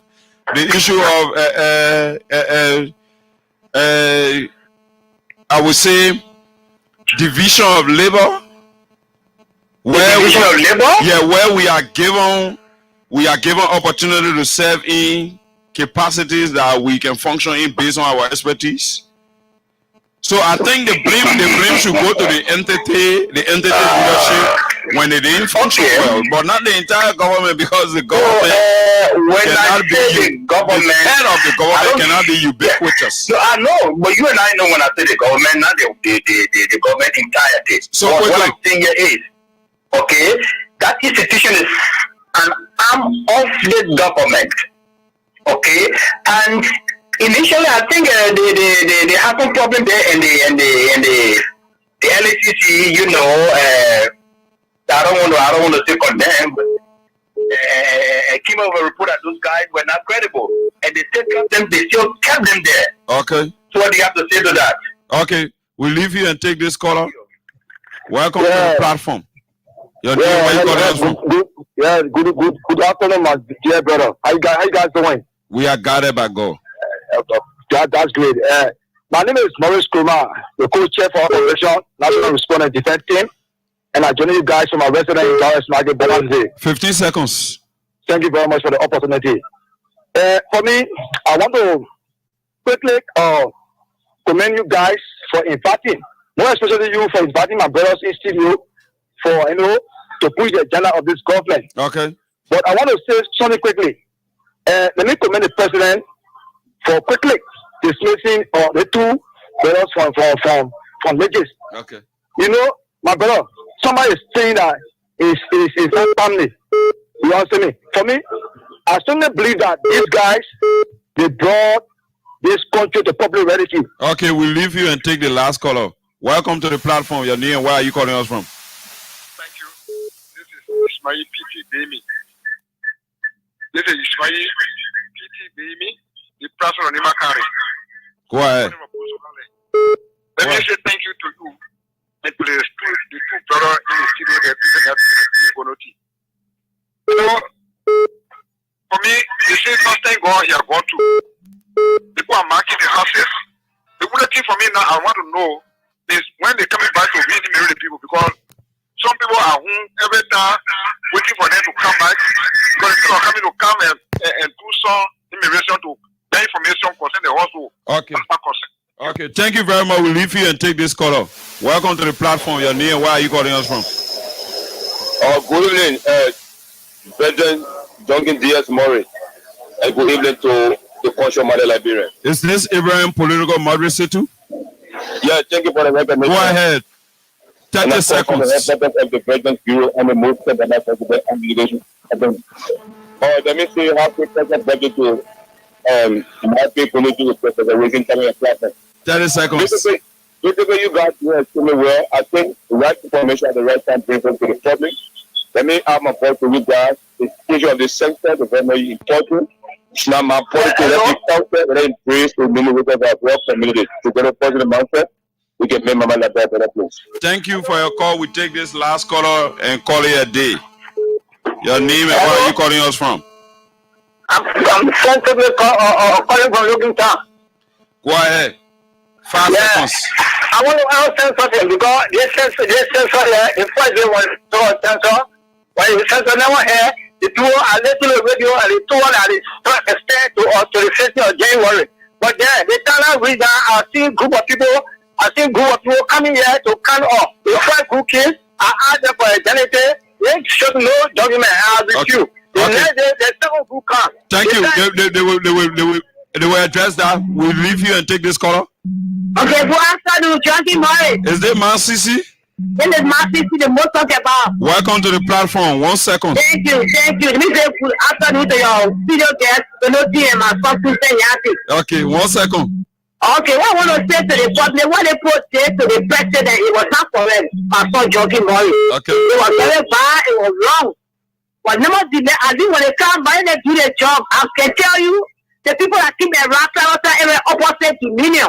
Where they have to, they first enter the home house, I went there, and I assume at them. The way they do the checking is not proper. Okay. They will not ask the people how many person in this room.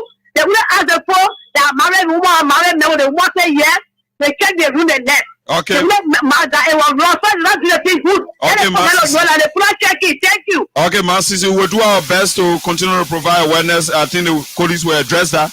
We'll leave you and take our last caller. We squeeze this caller in. Your name and where are you calling us from? I'm calling from Beaumont. Go ahead. Make your point. Yeah, the writing is not my right left. Okay. Thank you. Yeah. Okay. Thank you. Okay, to Mr. Emmanuel P. Gonoti, your parting comments.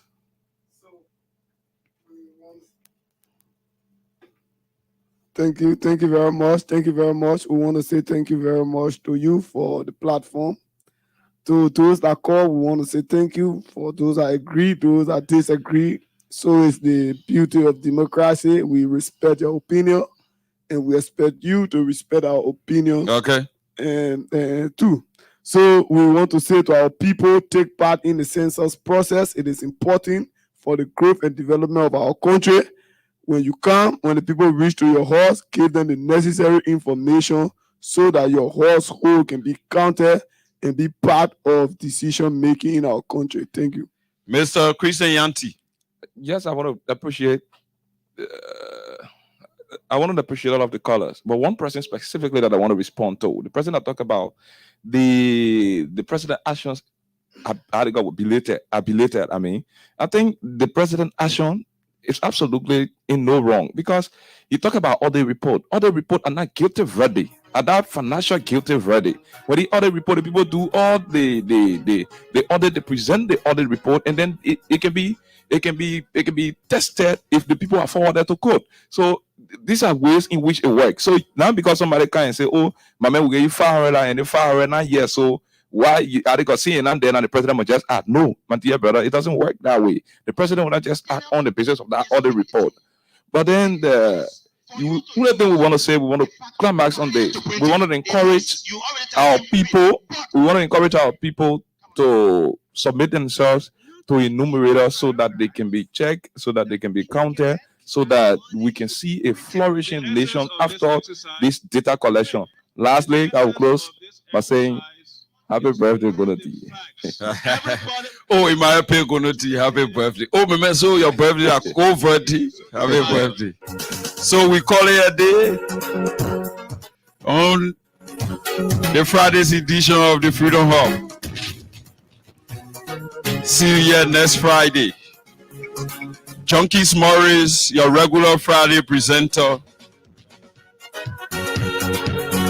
From Mondays to Thursdays, Kai Oliver, Kai and Alexis are here to drill you through as to happenings around our nation.